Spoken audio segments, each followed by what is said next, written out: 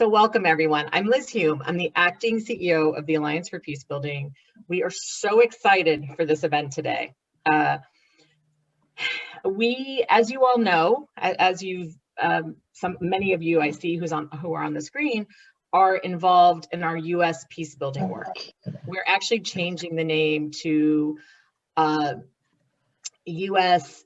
Peace, Justice, and Democracy because we have been told that peacebuilding doesn't really resonate in the United States. We'll change that, but it'll take some time.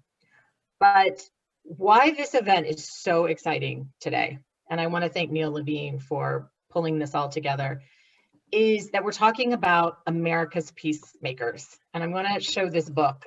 I highly encourage everyone to see this book, to get this book. Graham Lum, one of our speakers today, is the author, one of the authors. And why is this so important? Because I wasn't familiar with what the Community Relations Services was doing in the United States. There's a really incredible story here to tell. Coupled with, I want to give a shout out to DG Mon from NAFCM, who is one of our newest members at AFP, and we are so excited that they're with us. Because they're doing incredible work at the local level, building capacity and working together then also with the CRS services that are on the ground. So let me just tell a little bit about each of the speakers. So we have Graham Lum, who was the, well, I'm sorry, I just have to pull up my notes here, who is the provost and the vice president at Menlo College, and from 2012 to 2014 was the head of the Community Relations Services for the US government. DG Mon is with us, as I said, he's the head of NAFCM, and again, really excited he's joined the AFP family. We have Prabha, and Prabha, can you please say your last name so I don't destroy it? Shankar Narayan. Okay, thank you. Prabha is the co-founder of the Trust Network with NAFCM, and I see Joe Buck is on here too. Again, AFP, proud members of the Trust Network, and she can talk a little bit more about that, and also the head of Mediators Beyond Borders that's working in the US and abroad as well. And then we have an incredible guest with us today as well that will be talking with DG. Cabrina Bath. She's the executive director for the Midlands Mediation Center in Columbia, South Carolina. So with that, I'm going to hand over to Gran, and I want to first start off by asking you, tell us a little bit, what is this CRS thing? And tell us about it. What is it? And how did it come about? And why is it so important today?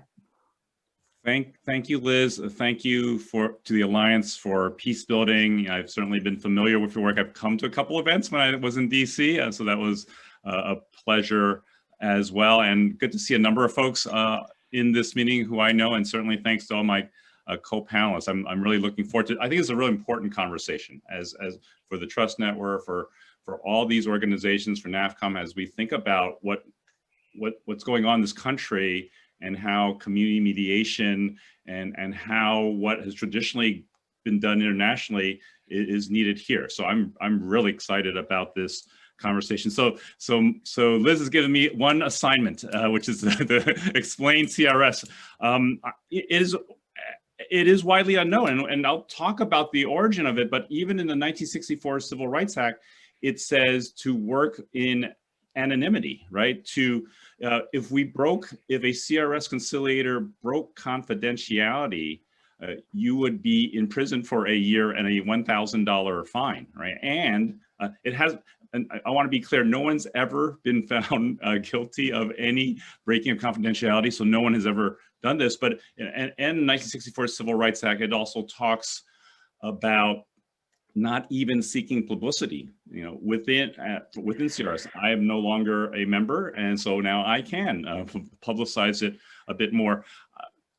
I compare it to some other folks who worked at a federal agency, NASA. If any of you remember the film or know the story of Hidden Figures, of three NASA mathematicians, right? Of Katherine Johnson, Dorothy Vaughan, and Mary Jackson.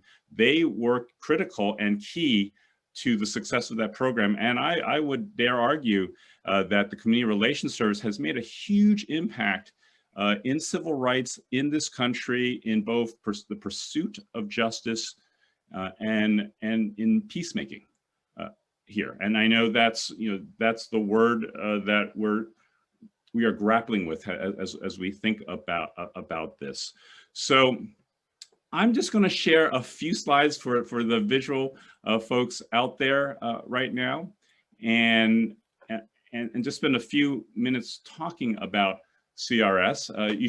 You should all now be seeing the cover of a book that I hope you all purchase. We'll try to. There's a way in which you can get 40% off. I'll put that up later. But I actually want to start with a quote from the late Congressman John Lewis, who we're all familiar with, right? Who was the moral conscience of this country, and certainly the moral conscience of the Congress. And we remember him for the term good trouble, right? The confrontation of the racial injustice and other injustices in this country. This is a quote that he made at the 45th anniversary of the Community Relations Service. And I just highlight the word, when there was unnecessary trouble and disorder, and how CRS helped bring peace where violence would have ruled the day. That has been a key element for CRS. This is the original book. I am the co-author of a second edition. The first edition was called Resolving Racial Conflict, different, and I'll explain. This has to do with jurisdiction as well. And it was written by a longtime CRS employee who joined them, I believe, in like 65 and retired in the late 80s. His son is Neil Levine, who is with us as well, who's been very active in international conflict management. And he had passed away very soon after he wrote this book, so I never met Bertram, but it was a guide stone. I did not know much about CRS when I was considering what I would do in joining the Obama administration. I was familiar because I worked with a company called Conflict Management, Inc., started by Roger Fisher, Bruce Patton, who many of you are familiar with as well. And Roger actually had worked a little bit with them, had talked with them in the late 60s. When they were trying to think of their methodology, but we were brought in, CMI, two of my colleagues, Robert Sigliano, Eric Collins, and Michael Moffitt, who some of you may know as well, did the training in the early 90s. And it was the first time I heard of CRS, to be honest here. But the book was hugely important for me because it was the only place that really captured the history. Others that folks might be familiar with are, Dick Salem, Heidi Burgess, and Guy Burgess also did work on this. This is a photo. I think it's important. What I added for the second book was photos because these folks worked in the backstage. These people were not known, and I think it was important to shine a light on these folks who risked their lives often, who faced death threats in their work. This is the iconic photo in Birmingham, 1963 Birmingham campaign, when the Southern Christian Leadership Conference, when Fred Shuttlesworth, James Bevel led the protests here. I'm going to actually stop sharing because I want to do that in order so that I can just see you all and talk through and just spend a couple more minutes talking about it. That was Black empowerment. It was mediated by Burke Marshall, then Assistant Attorney General of the Civil Rights Division. He thought it took away too much time from litigation work and felt like going forward they needed mediation. We know that the Birmingham campaign led directly to the 1964 Civil Rights Act. And I would also say Lyndon Baines Johnson, the president, really wanted CRS. if it weren't for him, it also would not have been created. He believed the importance of mediators. He believed in this. And so the 1964 Civil Rights Act is created. And it is really, and I know DG is going to talk a little bit about this, and Prabha will as well. This really also leads to the growth of community mediation, of community mediation centers. This is the first time perhaps in the government's history where there's an agent that says, let's bring the community's voice to the table. Let's have the people resolve their issues on their own, and plays a huge role. I'm going to really fast forward so that to make sure that we have the overview from others as well. But it is about going forth to helping the segregation is going through that time. John Lewis, why he was so appreciative of CRS is because, of course, the year after CRS is created, he leads the SNCC, he leads them in the protests at Selma, at the Pettus Bridge in Selma, Alabama. And of course, there's Bloody Sunday, where he and many others get beaten by the state troopers. LBJ sends CRS in and helps preserve the peace and their right to protest and their ability to protest. And he was always deeply appreciative of CRS, even as a very young man as well. There is then, again, 57 years of history of CRS going to the Boston public schools, making a huge difference in school desegregation. It has been active in many of the law enforcement community issues that have happened for the last 56 years, many of the high profile and many of the ones that we've never heard about, many cases we've never heard about in terms of police shootings of young Black and brown people. As well. And I'm happy to talk about that a little bit later. I just want to make sure to touch upon the fact that the jurisdiction does change in 2009 for the first time because of the Matthew Shepard, James Byrd Jr. Hate Crimes Prevention Act.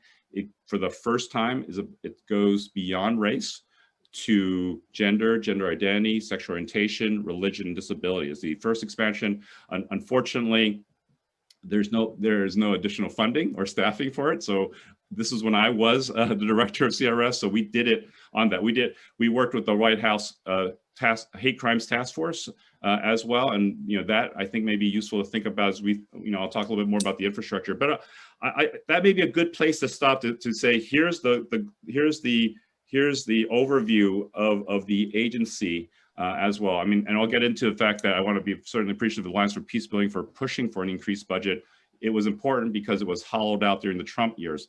It is less than half the staff than when I was there. I had actually gotten a $3 million budget increase while I was director, but the Trump administration attempted to eliminate it and to fund it, move it into the Civil Rights Division. But fortunately, as it has survived, and I would certainly say, Biden's focus on healing, where this country is at, it's an important time to rebuild it. So Liz, I'm going to turn it back to you, and thank you for the opportunity to talk about this incredible agency. So thank you so much, Gran. And I also want to apologize. I took 2 years off your work there. It was 2012 to 2016. So I apologize for that at CRS. And it's also funny too, when we say CRS, we always think of Catholic Relief Services. So I have to remind everybody that's not what we're talking about, although they do great work too. So I just also want to, I just want to link into that, what you were just talking about in terms of the revitalizing it. The budget right now is about $13 million. We're asking, AFP is asking for a plus up to $40 million. We'd want to go more, but it's going to have to be in increments because that would be a lot of money to absorb really quickly. So, this year we'd be asking for 40. Next year, we're going to keep going up. So that's really a big push of what AFP is working on right now. And part of that money would also be focused in on the next place that we're talking to is DG and Cabrina to talk to us a little bit about how at the local level do community mediation services, what are you doing and how are you linking into CRS and what are some of your challenges as well? Take it away, DG and Cabrina.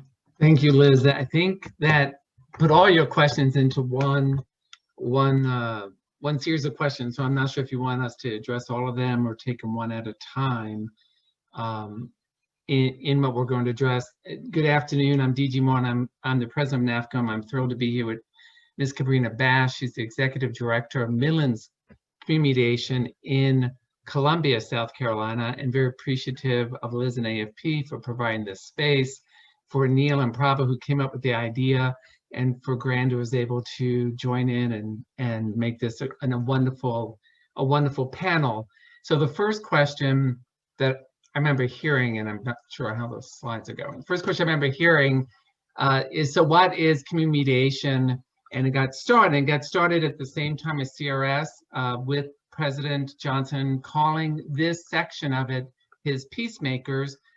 Community mediation centers have never looked at themselves as limited by the legislation of only able to do X, but really saw the legislation more broadly, where it says any disturbance, any disagreement in the community among members of the community is a disturbance and disagreement among all of the community. And so the centers have developed organically, responding to what are the issues that our community is facing, what are the areas that are ready for discussion to rise up the conflict, sit with the conflict, and decide to move forward through the conflict, and have been evolving ever since, with the first one being established in 1965 on forward. So with that, I want to move to the second slide and have Kabrina talk a bit about that. Well, that's the third, there we go. Hi. So one of the things that when you understand the DNA of a community mediation, what you will see is that there are these elements within it that make it all that it is. And that includes the peace building, social justice, and democracy. Within the peace building, what we try to do is to bring this thing of bringing people together so that we co-create solutions, that is not somebody invading someone's space, but more the people that are there in that space working together to come up with their own solution that resolve their own conflicts or disagreement. And so we build our peace through the people that are already part of the community. The social justice piece is where we bring the ability to raise the urgency and the need for a shift. And these are usually systematic issues that are within the community that are built out of other systems that impact the community. But here we have the ability to look for justice and resources. And how does justice look and is perceived by a community will differ from community to community. So it's not like you can have this cookie cut process that works for every single community. These communities have to be heard so that we can understand what it looks like to them. What does justice look like to them? What does access to resources look like for that particular community? And let them carve out what that would look like about working together with those people with the expertise to assist. And then democracy, we the people. It's stated right there, our DNA is composed of we the people that are part of that community that is looking for access to resources, to change, looking to make a difference in their own community and resolve things in their own way that make a huge impact on how things move forward. So understanding the DNA of community mediation understands that it is about this terminology that we use, theory of self-determination, where community makes their own decision as to how they want to move forward as community and community mediation.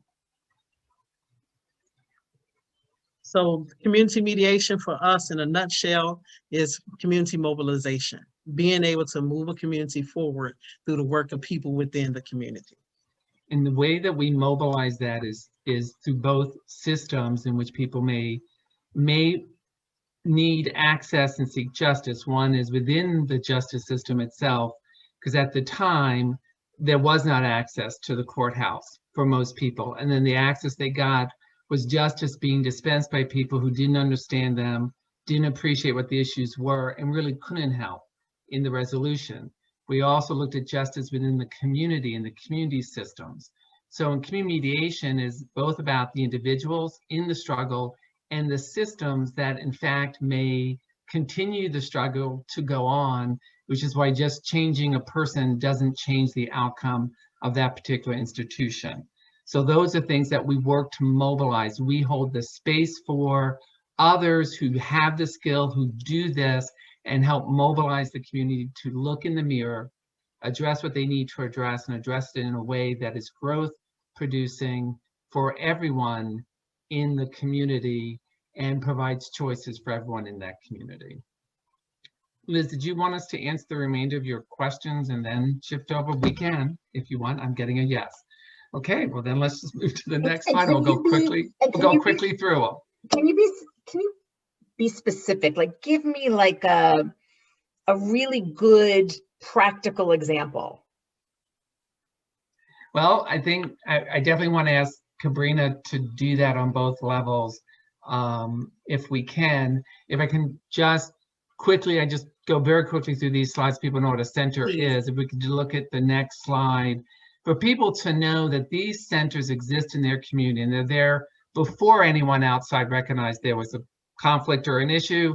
They were there before any government agency said, whoops, there's an issue, which is why in the act itself, CRS is to respond to anyone in the community that raises an issue, not a particular designated governmental body only. So we're there before, we're there during, and we're there after the spotlight fades and people go home and say, didn't we do a great job? We're still there. And that's what's so important to know in this slide, is that we're open to the whole community. We're anchored in that community. In the next slide, I'm going to move fast, let's get to the stories. In the next slide, we definitely want to make sure we do two things in balance, that we are helping the community respond timely to what's going on and remain innovative and creative. And to give an example of timely, we can just talk about the wonderful work done by a variety of organizations in Minnesota and Minneapolis, being facilitated by two of our members there, our center members, in holding space during this time, during this trial, to make sure that the anger is seen, heard, recognized, and productive. That went on yesterday with the delay of the process and is going on today. So that's a very timely situation that we are in, helping to hold the space to facilitate with other amazing people who are peacemakers by trade. They are social justice advocates by trade. They're democracy advocates by trade. Make sure everyone's connecting.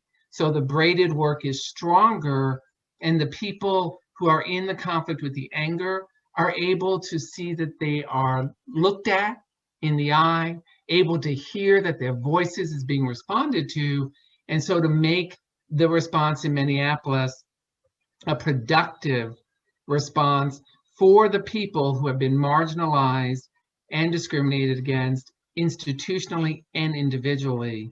And so that gives a real timely, innovative thing that we're about doing at the moment. We have Illinois is looking at developing a truth and reconciliation panel and has asked our member center, one of our member centers there, to hold that space to help them develop it. So we're not being asked to develop the panel. That would not be our role. We don't develop the solution. We create the space for those in the conflict to develop the solution. So I think those are two examples that can help provide when we're timely. I think both are pretty timely. And when we're innovative in how can we be creative here. So we also don't hold ourselves to mediation as lawyers may think of mediation, although we all do that. I'm certainly a mediator by trade. We look at what is the best way to hold this space for those individuals or those institutions that are in conflict so that we can sit with it. Conflict is not bad. Let's sit with it, let's bathe with it, and then figure out how we can co-create in it as we need to. And then if we move to the next slide, I think our dream would be, I think this was to answer the question you have of what would we want in our relationship with CRS, since we're the grassroots, they're the grass tops, is for the hope that it'd be more intentional and that it's actually in regulations. We were created, for those who don't know, the centers began to fade away in strength in the early 80s. And so they looked to form a national association to be their voice with the national folks, with DC, with national organizations saying, we're here. Please don't be Chris and Christine Columbus. We're here. Please make sure you tap us first before you decide what you may not do. That one did not last. the one that I am honored to represent, was created by the members. I think that's really important. It wasn't a person creating something for themselves. It wasn't top down saying we need a national organization. The members said we need a national organization to be our voice in these national conversations, be in that place. And again, thrilled with the Trust Network, with the AFP, with everyone that is allowing that to come to fruition. And what we would hope is that we would work in partnership so that instead of waiting till it blows up, CRS, please come in, it's a disaster, but actually be able to work with their regional representatives as things go, make things aware. If they get information from folks, if there's an issue, to reach out to us so we can connect with the center that may be most appropriate, so that there can be this seamless response that will increase fairness, increase peacemaking, decrease the destructive nature of violence, and increase the productive nature of when we raise our voices and say enough is enough. And with that, I want to turn over to Cabrina, who can share a few more of those stories, Liz, you wanted us to share. So when we talk about this thing called community mediation, we are, as DG talked about, in the judicial system, a lot of our centers are considered what they call justice centers or dispute centers. And so when you see those names, they may not have the community mediation name as their name, but they are dispute centers or even justice centers. And in this work, a lot of people are fearful that we get sucked into the court system. And some people even think we're supported by the court system and that our funding comes through that system, and it does not. Here in Columbia, South Carolina, the state of South Carolina has changed the law that if a family has a contested matter, it has to be mediated first. Well, mediation costs is anywhere between $200 an hour for a mediator up to $550 for a mediator. And the median income ranges about, for a household, about $50,000, but there are many households that has less than $10,000 income. How do they afford mediation when they're just trying to see their kids or trying to get time for visitation? Well, they use a community mediation center. And so our center, we do mediation on a sliding scale, and we start at $20 an hour. The only way we can do that is by the generosity of our volunteer mediators and this sliding fee scale that we use to pay to keep our doors open. But at the end of the day, we know we can't sustain ourselves with that sliding fee scale, but at the same time, we don't want people to miss out on services. So we literally beg hard to get additional monies from any source that we can so that we can meet the needs of people, because some people just want to see their kids. It's been months since they've seen their daughter or their son, and they need to go through this mediation process in order for that to happen. So we make that happen. From a community standpoint, we recognize in a community that I live in where there are 30,000 registered voters. And when we had our primary election, only 20,000 voters showed up, and then there was a runoff because the election was so close and they didn't have that 50%. The second election, 30,000 registered voters, only 1,600 people voted. And that was disheartening. And the person won the election with less than 900 votes, but they won. And then they died and then created a special election. So now we have a third election. And this time I'm determined to make sure that more people are voting, and we do everything. We contact churches and we talk to, tell people they gotta vote, they gotta vote. And this time we get to the poll, new candidates on the ballot, and less than 1,300 people cast their vote. So it's not, people want to say people don't vote, but evidently there's something wrong in the system that people don't either know to vote, when to vote, where to vote, or who to vote for. And so how do we address this issue? So Midlands Mediation Center became involved in the process.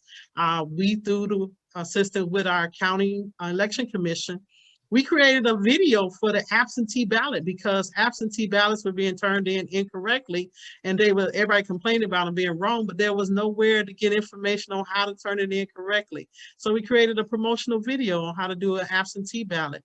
And we're excited to say the number of incorrect ballots reduced significantly because there was a resource out there to help people with that. And we're continuing to do the work, really dealing with the systemic issue of low voter turnout. Do people know where to vote? Do they know when to vote? Do they know how to vote? How do they get informed about the candidates that are on the ballot? Some people go and campaign, they knock on doors, they do all this stuff for a candidate. Then when it comes time for election, that candidate isn't even on their ballot because they don't live in the same district as the candidate that's being represented. But who's informing them of those?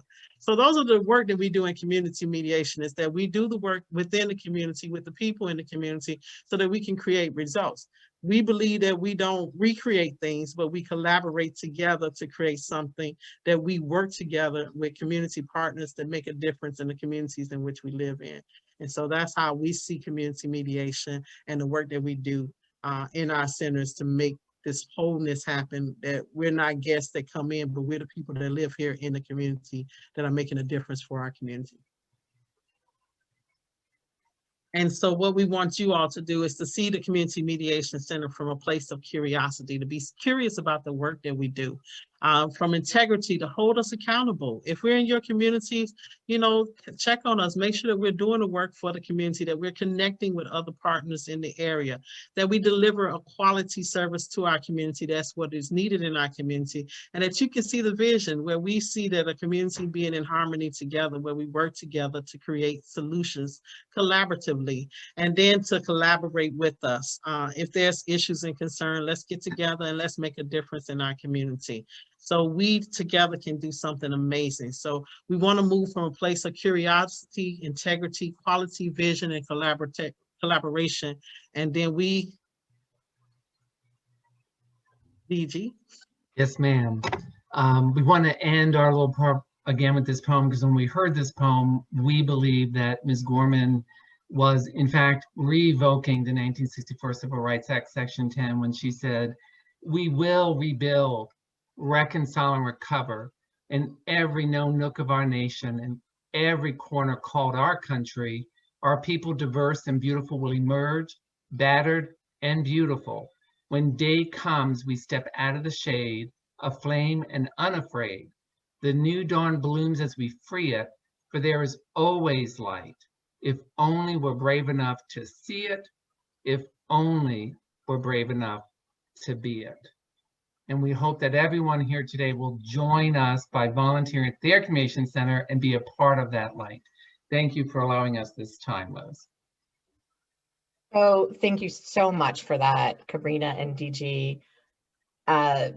Super inspiring, a couple things. DG, I don't think we want to bathe in conflict, but let's embrace it. But I just want to say, Kabrina, focusing on prevention, locally led and collaborative. And those are the key things. The work that a lot of these people on this call, members, have been doing overseas, internationally. And we want people to remember when they start working in the United States, those are the same principles that we need to be using here as well.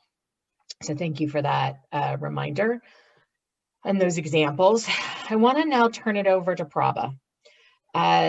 She co-founded the Trust Network. Again, AFP is a big supporter of this work.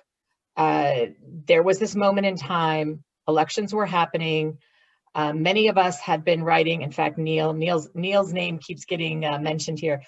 Neil and I came together one weekend last spring to write an article from former senior conflict advisors in the US government to make it very clear and to try to do it in simple language. The United States is in super deep trouble. And these conflict dynamics are not new. They've been happening. People didn't want to see it, didn't appreciate it, but they're here. So Prabha, tell us about the Trust Network, what you did, how you brought so many of us together, and how you're linking all of this through NAFCM and CRS. And where do we go from here? How do we revitalize and rebuild these structures and get people integrated into them? Thank you. Hello, everyone. I am absolutely delighted to fill in the rest of the story, as it were. So how many of you knew about CRS before today? I know there are several staff from CRS. Great. I'm going to switch through my screens very quickly, and many of you are not on camera. Okay. How many of you knew that there are over 300 community mediation centers in the United States and Canada? Of course you did, Christine. And Chip, you're the historian. You get every answer correct. So, so as you all know, and it's, you know, I moved here from India, and I somehow think there is a delicious irony in an immigrant telling Americans about a gem in the system in this country, which is how I think about the complementarity of CRS and the community mediation centers in the United States. So I am Prabha Shankar Narayan, CEO of Mediators Beyond Borders International, and we started our work, we're a registered organization in the US, and started our work actually in Pittsburgh, working with Somali Bantu refugees who were integrating into community and having a difficult time. So we've had some work in the US, and then a lot of our work has been outside the country. And as you all know, last year, what we were all watching, all of us who are conflict analysts, conflict practitioners, who have worked in many different parts of the world, what we were all watching was this slide. And all of the signs, as Liz just mentioned, of the need of growing potential for violence. And this was largely related to the election, while we also recognized that the root causes of it were not going to go away immediately.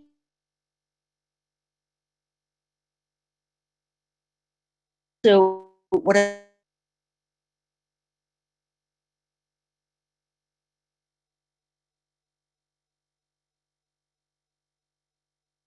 Probably, I think we're losing you. We're losing. I didn't know if it was me. Prabha, can you turn off your camera? That might help.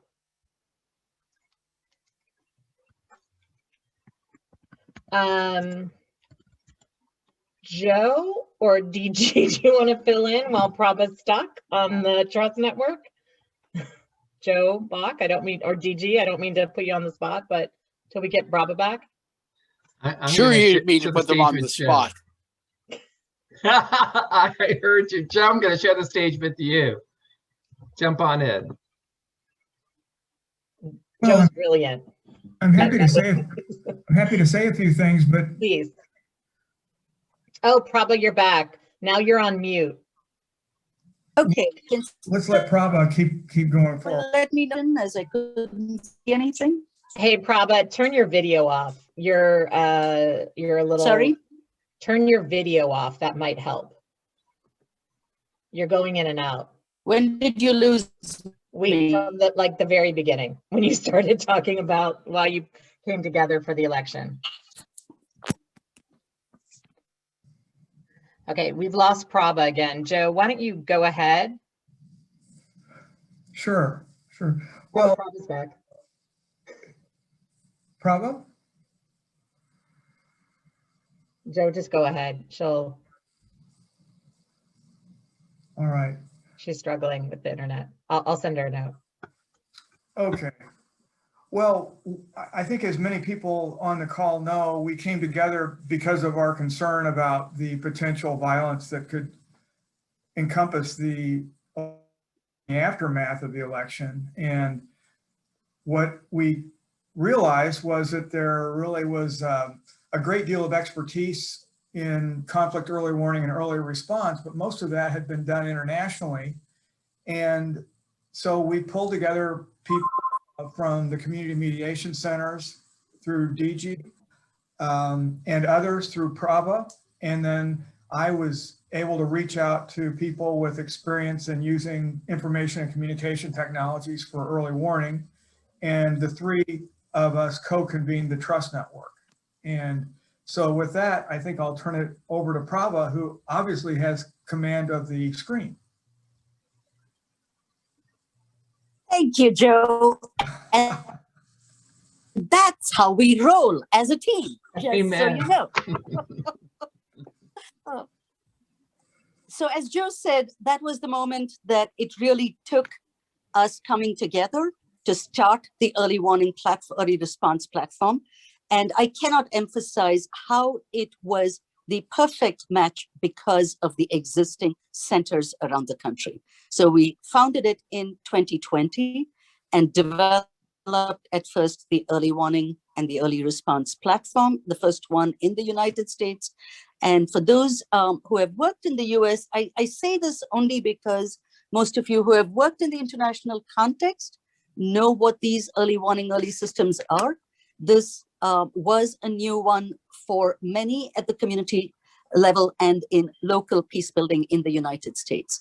And very simply put, as our colleague Madhva says, a good early warning system, early response system delivers the right information to the right people at the right time to take the right action. And for those of you who are interested in learning more about it, there are several presentations on the Trust Network website that Joe and his colleagues have put together in order to help share this learning and understanding. So out of the initial group, what is also incredible is what you should know is that our principles of practice globally are about the local actors being at the heart of the transformation of the conflict, which is why the community actors community mediation centers make a lot of sense. But the network itself is really a testament to the incredible leaders of the organizations who stepped forward in that moment. I mean, given all that was going on in the country between, over the course of several years, and some would say several centuries, but that accelerated to bringing us to yet another brink on January 6th, there was just no hesitation. The leaders of the organizations that you will see stepped forward and said, we will do something together. And so believing that we really needed a US peace architecture that would bring together all of these areas of expertise, what we started to do was really gather all of the leaders together. And what you will see on the website are some of these networks. Our focus really is on connecting with networks across the braid, if you remember in DG's and Cabrina's presentation of democracy, peace, and justice. And to me, it's incredible that the centers actually in this country started as the justice centers in the South and as community boards in the North. And I know that there are some people here. One of my old gurus was a gentleman by the name of Paul Waroftig, who wrote one of the first books about community mediation in this country. And I know Ken Cloak served on the community boards in California. So out of that comes this 21st century response to what we face as a country. And this collection of organizations who have worked in over 100 countries around the world, as well as in every state in this country as represented by NAFCM. And that's what we came to do. And we were very, very fortunate that the two foundations, both of whom, as you know, are led by peace builders. Melanie was at the Alliance for Peace Building for many years, and Nancy Lindbergh was at the U.S. Institute for Peace. They both moved to the foundations and saw the need and saw the response of the incredible network that came together. And that's how we formed the Trust Network. And I can talk a little bit more about how do the two connect then? What happens when you bring national and international experts together with local and community-based actors? What is possible when that happens is what we can talk some more about. Prabha, can you quickly just say what were some of the challenges? I'd actually like everybody to talk about this. I know Cabrina, we talked a little bit about this the other day, and Prabha and DG, can you tell us a little bit some of the challenges that you face? One with, let's face it, these issues are coming up and people are jumping in. All well-intentioned, but what are some of those challenges? And then also some of the challenges, even working with CRS and vice versa, Graham. If I can just start for one thing with the challenges, I think it's knowing that there isn't a coordinated response. And when I say that, I think about the centers. They are one part of the ecosystem. There is no question about it. We are fortunate in this country to have hundreds, if not thousands, of local and national organizations doing incredible work. But we have not had the kind of raison d'etre to come together and say, we need to do something more cohesively. So one of the challenges was also the sense that, there's a lot, and it's in the best of intentions, as Liz said, there's a lot we have learned in other places. Let's use them here. And I'll tell you this, for me, as with Peace Direct and a couple of other organizations, when we begin work in any community, we look at what exists. What are people doing? What are the strengths? What are the resiliencies of communities before we integrate anything else? And that's what made me come back to NAFCM, who's been a long-term partner. And I will say, in the context of a challenge, that in the last 10 years, DG has transformed what that has meant. They are no longer the justice centers. As they were originally conceived, they have become embedded in values and principles that are at the heart of the work of the centers. And that's different. There was a time in the 80s and 90s when they were not doing as well. But the challenges were corralling a lot of the international actors, connecting with the local actors, and ensuring that their entry points were with people who were based in community, who have been there for decades, who will be there when the rest of us leave, right? I'm going to be in Pittsburgh. You want to come to Pittsburgh and do this work? I'll connect you. But I'm not in Louisville. I'm not in North Dakota. I'm not in California, but these centers are. And so the idea was that we could partner them together. That was one challenge. The other is, there was absolutely no money. For those of you who know this work, initially there was nothing. We started it and waited for 3 months to get any funding. So that's an old story. It is a challenge. It has never been a challenge for Mediators Beyond Borders. We just keep doing it and know that it will follow, that it did follow.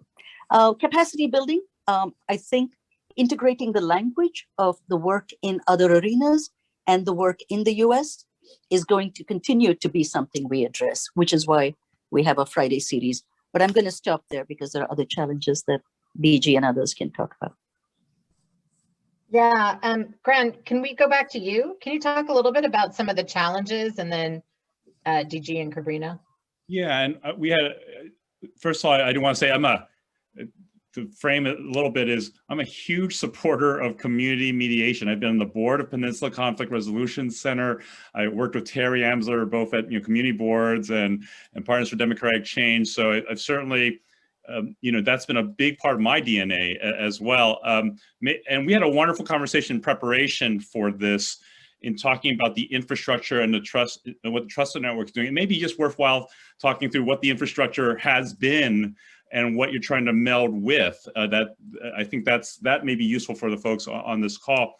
And just as by way of short example, the book, what I think is wonderful, has dozens and dozens of cases from well-known events, from unknown events. Thank you again. But it's, Howard Gatlin wrote a really nice review of it in Conflict Resolution Quarterly that I would recommend. But his point was, you can sense what each person has to make a decision about of how to interact in the pursuit of justice and the pursuit of peace. And and we use the term conciliator in CRS, not mediator, because it's much broader. It is very almost diametrically opposed to the courtroom-based or based mediator between a plaintiff and a defendant.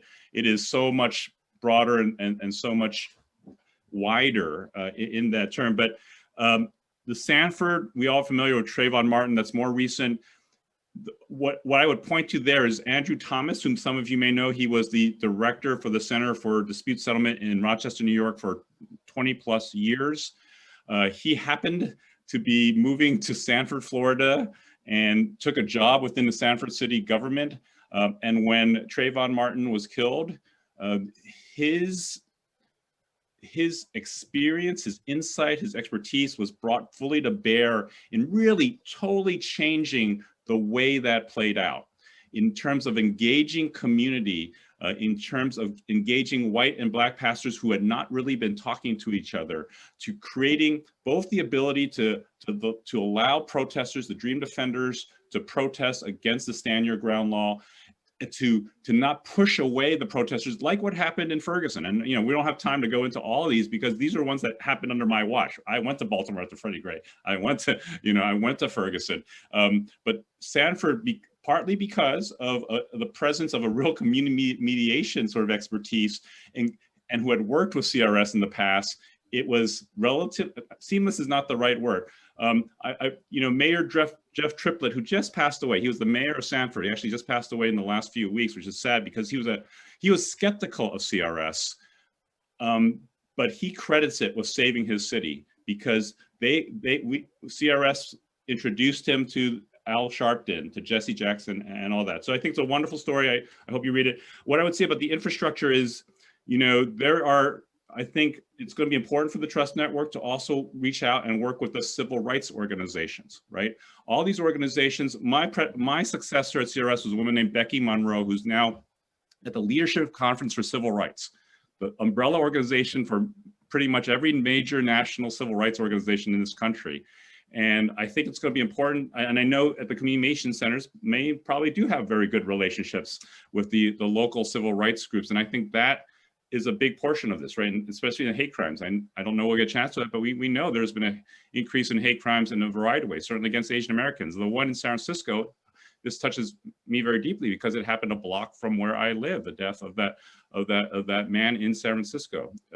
So I think there's that network. There's the community mediation centers that have always been a network. There's the Human Relations Commissions, which had a similar, I think, history to community mediation centers as well in terms of its role and in terms of more focus specifically on issues of, say, race or gender as well, and the police, right?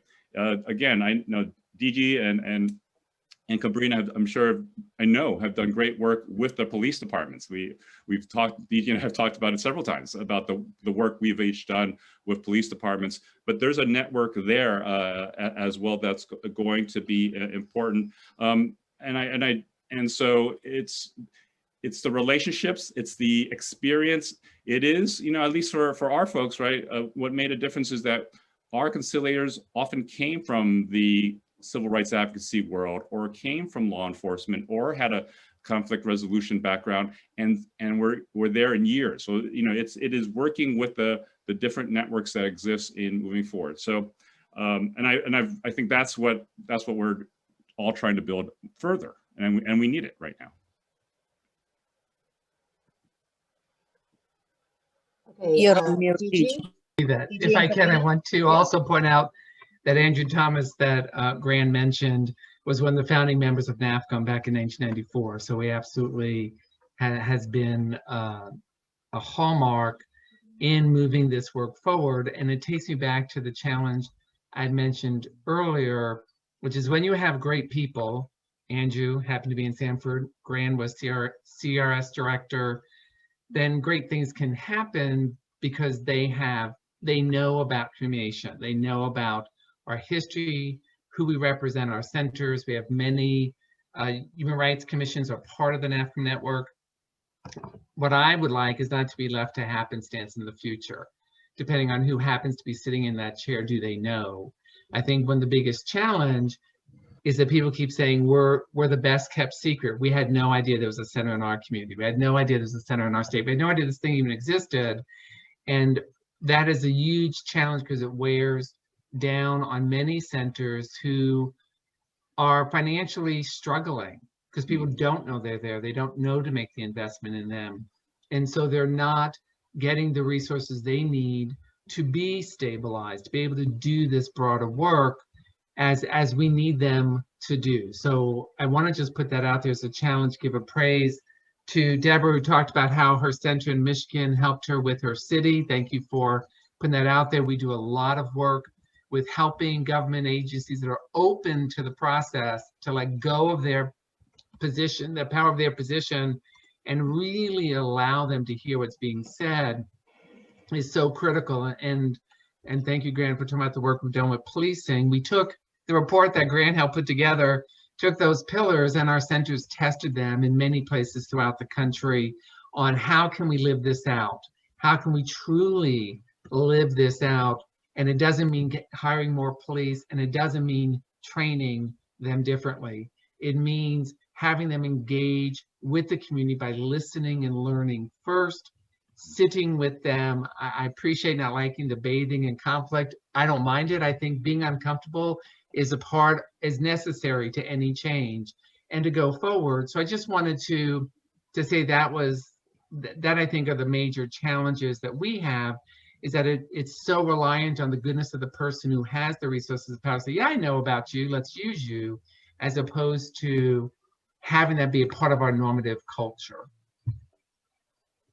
So thanks, Cabrina. And I'm okay with immersing in conflict. It was just the bathing. Okay. I'll use immersing in the future. It's all framing. It's all framing. Just framing. Cabrina, did you want to add anything? Yeah, Cabrina, please. She's not here. Oh, we lost her. Dropped off, yeah. All right, well, hopefully we get her back, because we talked about this very thing over the weekend, DG, sort of that challenge. Talk to us a little bit about that. I was trying to reach out to get Cabrina. What the challenge this gentleman wrote, or Just, Yeah. yeah. Well, I didn't know if Cabrina wanted to touch base a little bit on some of the challenges that we I talked think she about. did. That's why I'm surprised I don't think know we what lost happened. her. Hopefully she'll hop back on. All right, why don't we get to some of the questions that are coming in for everyone. So do you? I wonder, Liz, sorry? if I wonder, there are questions about bottom up and top Yeah, down, that's what I was going to grab. right? That might be a good one to address. Can it lead Yeah. to fragmentation? It might be helpful, DG, if we talked a little bit, and if we really had the time, what I would love to see is if Grant was at CRS at that time, what he might have recommended also to really weave this together. But last year, what happened as we set up the early warning platform was that we started getting clear, we're doing the live monitoring, right? And at the same time, there are centers in Detroit where there are demonstrations and protests. There are centers all over Georgia, 5 of them stepped forward. So there are centers all over who are saying, based on the data, we are on the top 20 list for violence related to the protests, the demonstrations that are being responded to with the armed groups. I'm not going to dignify them with the term militia. They are unregulated armed groups. That's what they are. And so as we were conveying that information to those communities, one great example, I will say, is in Detroit, where Georgia, who is the head of one of the community mediation centers, took that information about the potential for clashes in the community, and within 24 hours had her community leaders, including the mayor, sitting down to strategize what they might do differently. In response to that, the police changed their strategy towards the protesters, towards the groups. They came out with a very different sensibility, in baseball caps and with a sense of being part of community instead of coming out with guns and vests and barricades. And that changed the entire tenor of what happened on that day. That's just one example of using national warning systems information for engaging the local community. The other one is a more long-term one. I don't know, DG, did you want to add to Detroit? I wanted to move to Portland. No, ma'am, keep going. Okay, so the other one is that we recognize that early warning systems can be dynamic and structural. This one is just dynamic. It is focusing on unfolding events. Ultimately, that's not enough. We need one that's focused on structural indicators so that the inequity in income, the racial justice related indicators, and you're absolutely right, Grant, we're reaching out to all of those organizations. Those indicators would have clearly told us, as they did people like Neil and Liz and others of us who were watching it, saying, all of these factors are contributing. We know they are escalating. We were watching that for several years, not just several months. So the situation in Portland is as bad as it is. And so members of the community reached out and said, what can you do about this? Great, you have an early warning platform. Now we have a problem that needs to be addressed over the long term. So we reached out again, as DG did. He can pick up the story. At the national level, what we did was reach out to a funder in the community who said, yes, I'm interested enough. And so then we reached out to the community mediation centers to do what they are now engaged in, which is a conflict analysis and mapping process. Do you want to pick up on Portland from there, DG, about where things stand? No, I think they're in the middle of that process. I was just looking at the two questions that came in about community-based and was going to try to address those, if that's okay. Sure. Let's do that. And I'm also, gonna can you go guys ahead. also, somebody mentioned, talk about youth and Yes, how that's they what I'm going have to been- next. I see to what extent is there an emphasis? Okay. There's a major emphasis on young adults, 21 to 35, to be a part of this movement of moving our communities to the use of the communication centers. In fact, we received some generous funding from the James Foundation to study how best to bring not only youth in, but bring youth in a way in which they are part of the decision-making and the deliberation process of how that center offers its services, to whom they enter it, when they offer them. And we're right engaged in that right now, that these centers need to be representative of the community they serve, and many of the community they serve are young adults.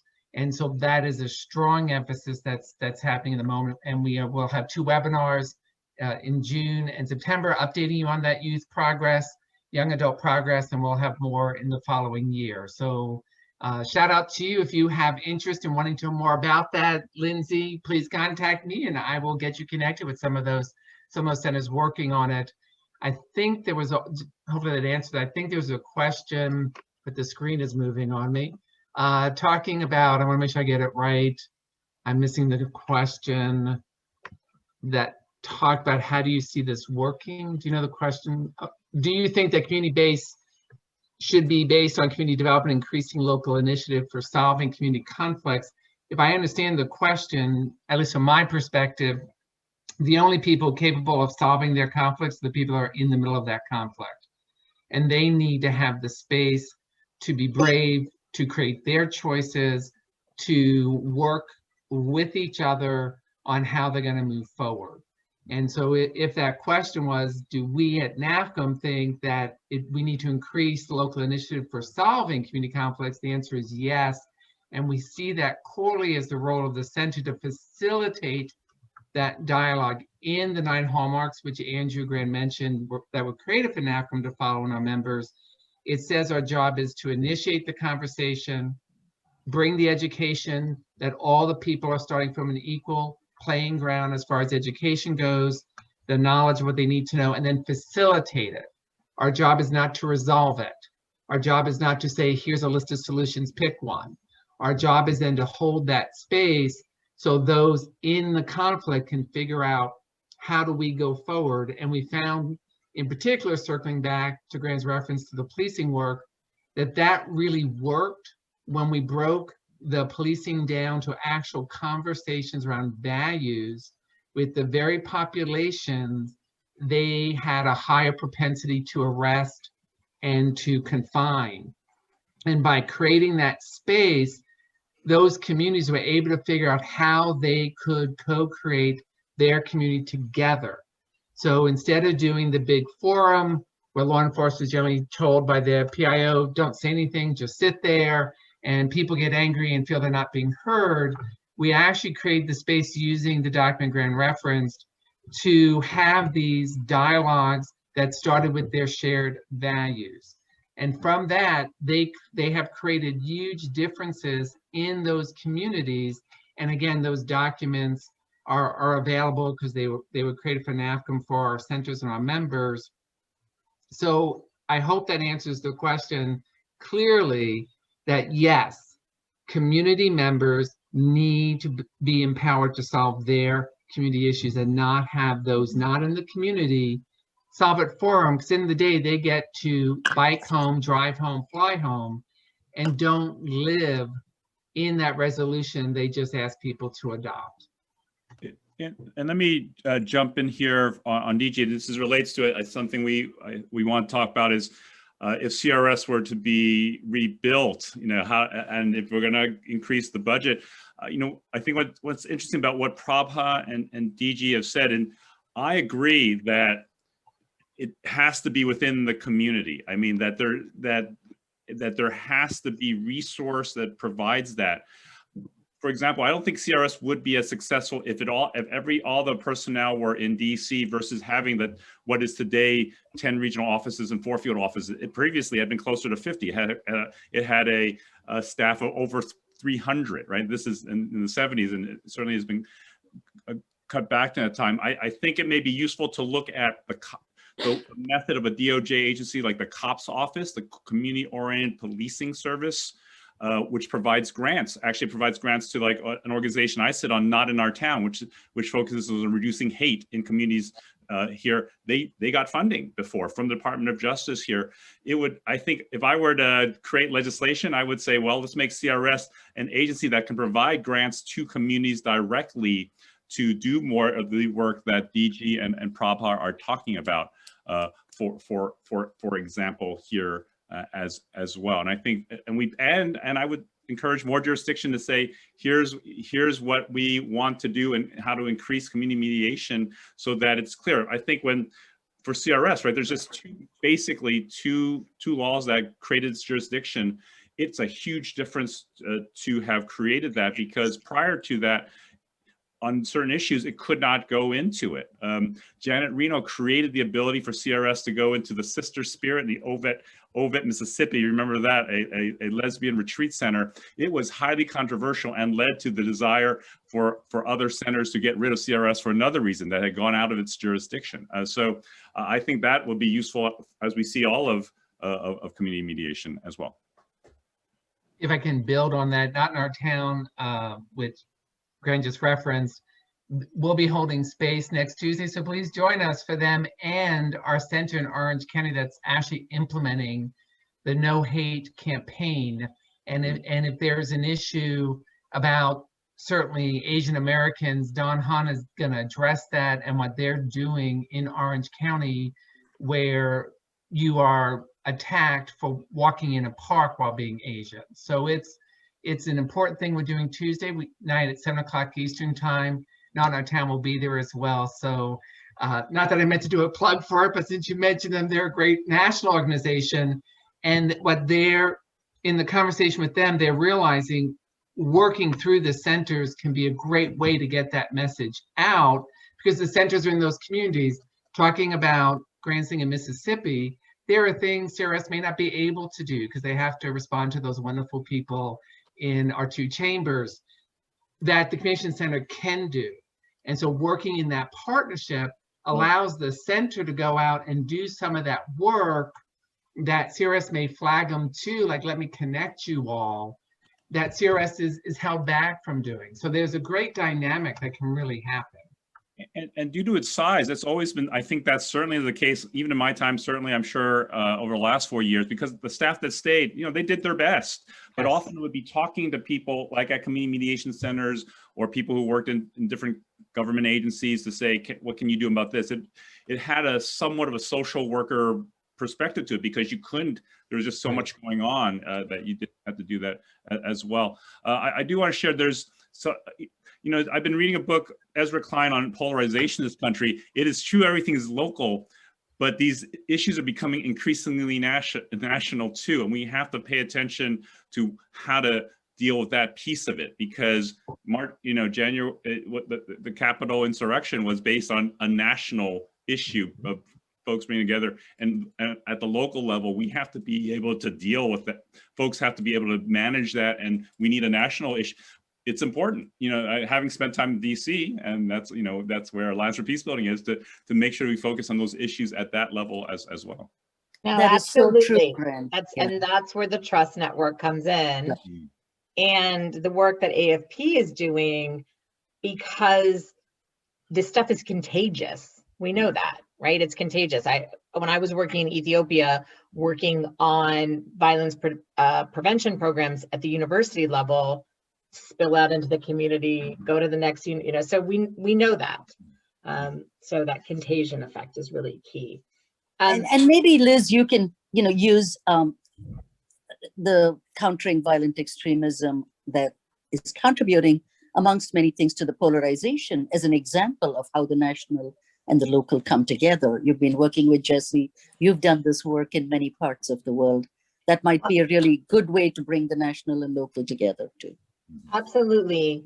And fueled by what's allowing us here today, right? The internet, social media, and our inability to regulate it.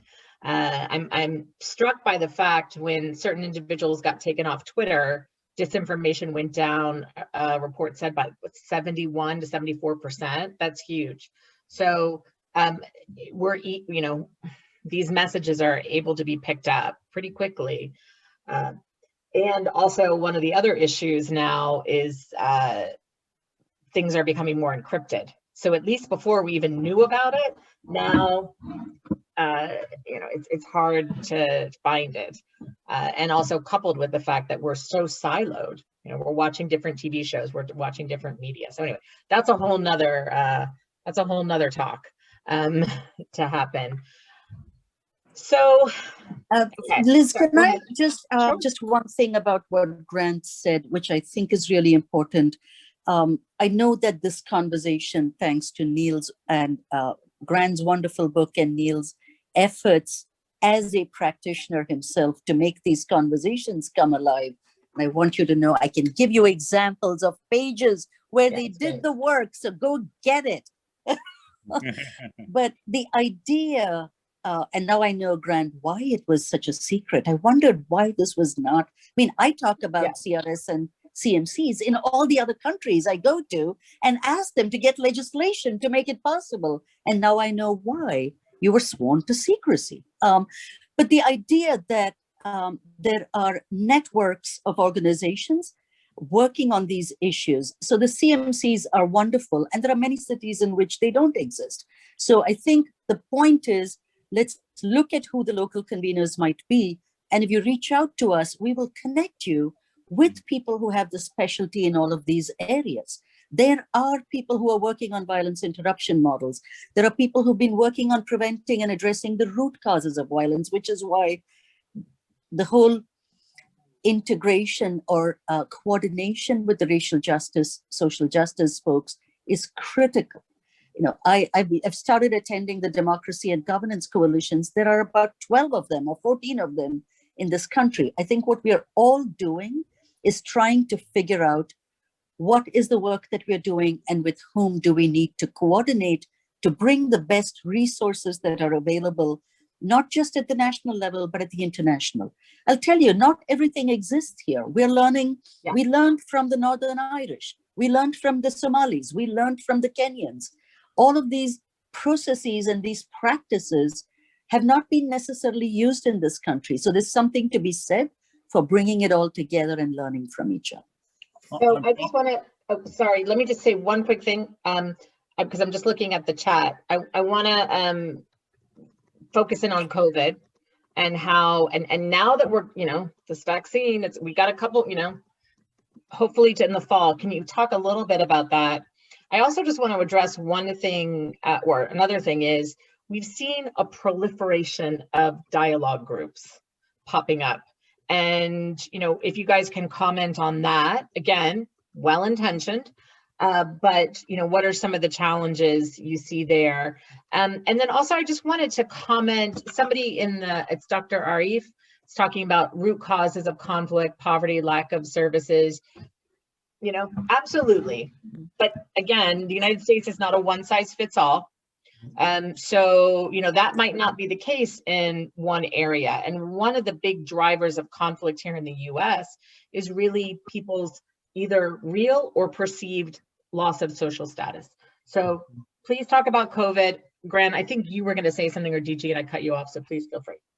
So thank you. I just want to quick thing on Prabha. When I was at CRS, I talked a lot with the folks from Northern Ireland. I mean, their issues were so similar. You think about the troubles and the thousands of people who died, and yet there are police forces that are more integrated between Catholic and Protestant now, who still deal with these issues today. It's not as much in the news, but they're still dealing with, you know, terrorism. They're still dealing with extremism.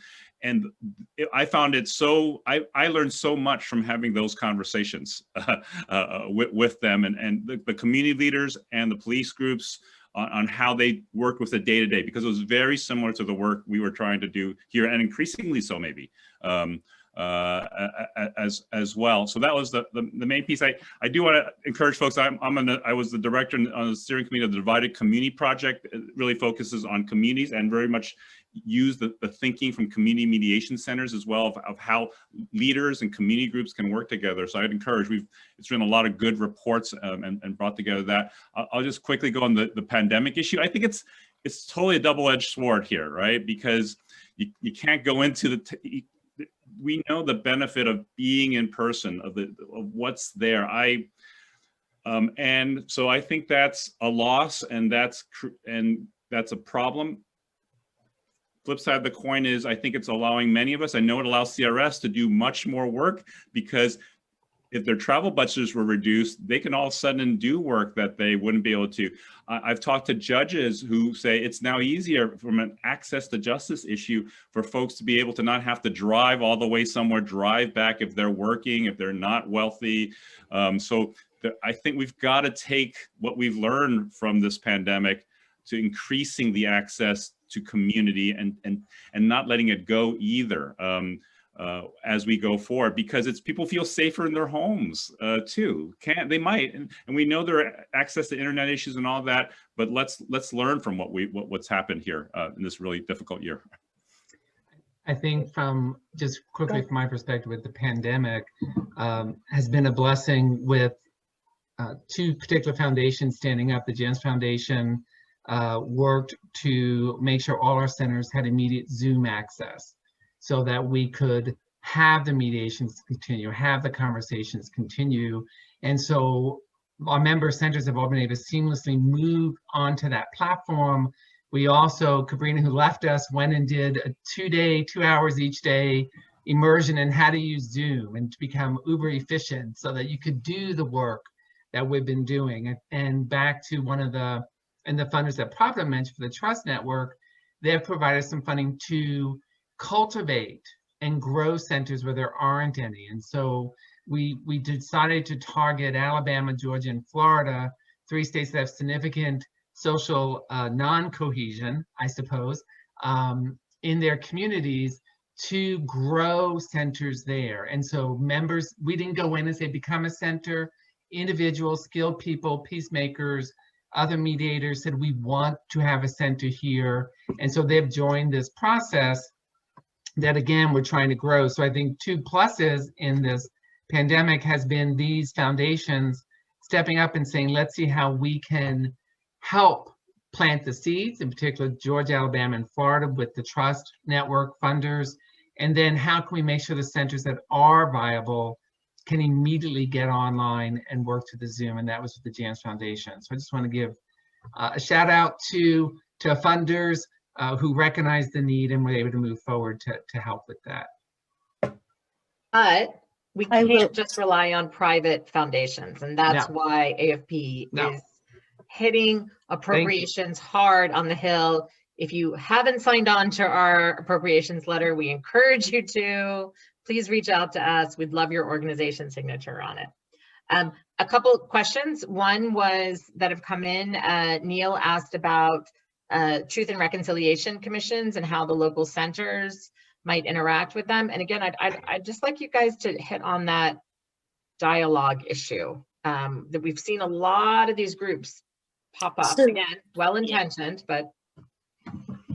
I think, there have been, as you all know, a lot of groups focused on building cohesion. And many of them are now saying, look, help us understand the principles of do no harm. Because as you all know, in this field, something is not better than nothing. We can actually do something and cause harm. That's right. So being conflict sensitive is critical. So dialogues can be effective. I would say dialogues that lead to collaborative action, we have found to be far more effective than dialogues for the sake of dialogues. And I think there is a concerted effort by many to look at some of the impact of the last 4 years of dialogues that have been held. We as a field need to hold ourselves accountable to good outcomes and be able to say when something is working well, we expand it, and when something isn't, we don't. So part of the series that you will see on the Fridays of the Trust Network are things like including training on understanding the principles of do no harm. Neil has stepped forward. He might want to say something more about it, but also on understanding that structured dialogues for the purpose of leading to collaborative action, to consensus building, to decision making at the local level can all be extraordinarily effective. They are necessary. And I think we need to look at what's applicable in this context. Again, it needs to be relevant to this culture, to this context, and what works in Louisville may not work in Pittsburgh. I really like Prabha's point, and something maybe we as a profession should think about, because there can be a lot of conversations gone wrong. I don't know that girls, that whole thing. I think that's going to be a problem because I've been reading stuff like, why should I engage with the other side? This is what happened when I tried to talk to somebody. I don't think I think people don't.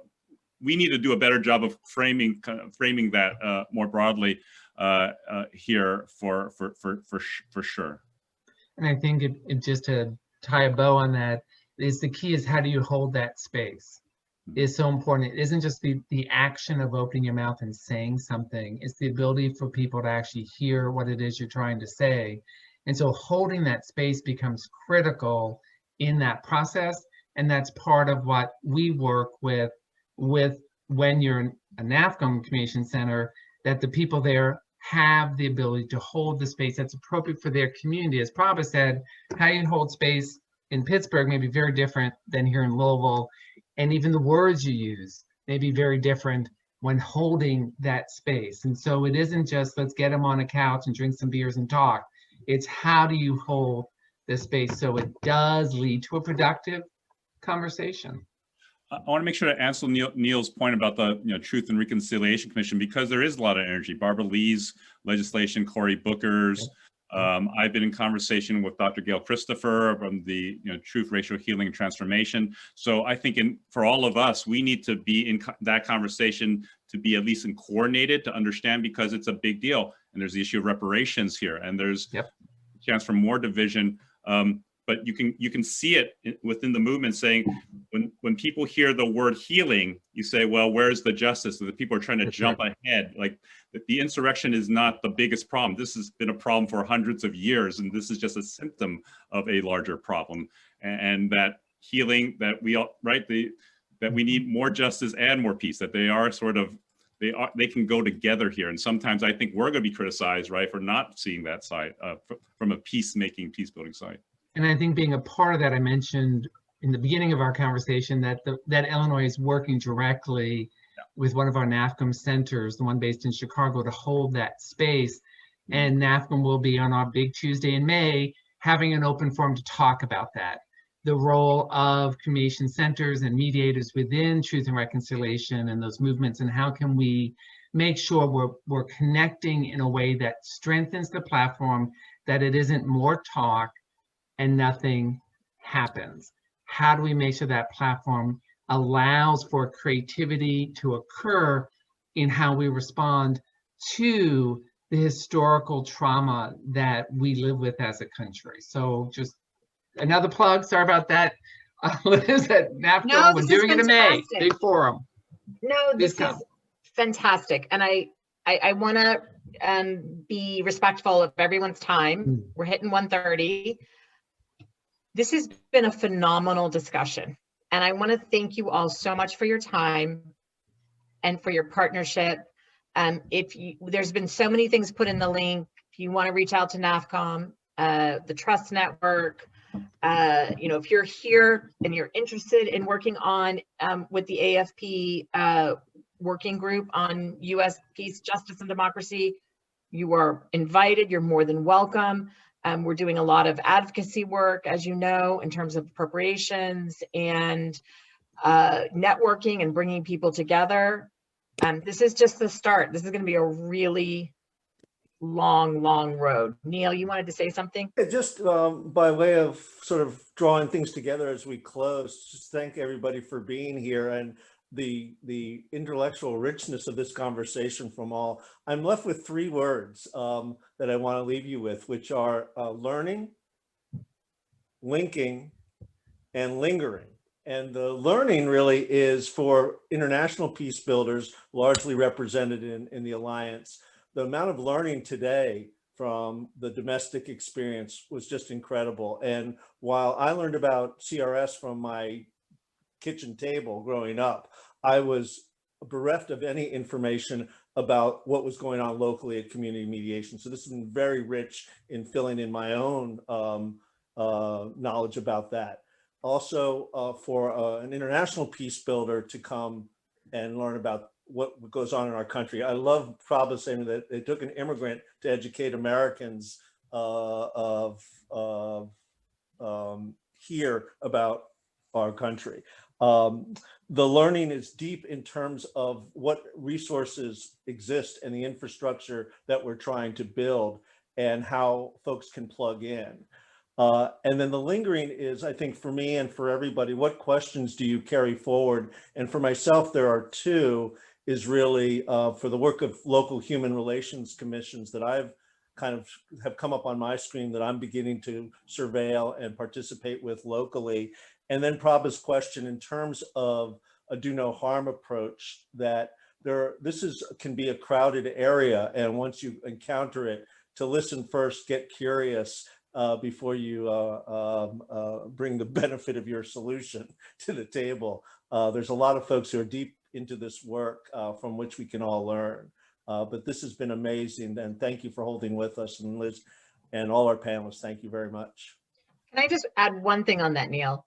And when you see something that isn't working, or you see something that's causing harm, speak out. And say it. It's uncomfortable. It goes back to DG's bathing conflict thing. Bathe in it. But it's really important for us to hold each other and all of us accountable. Yes. So thank you all so much. This has been a fantastic way to spend 90 minutes today. So go forth and get involved.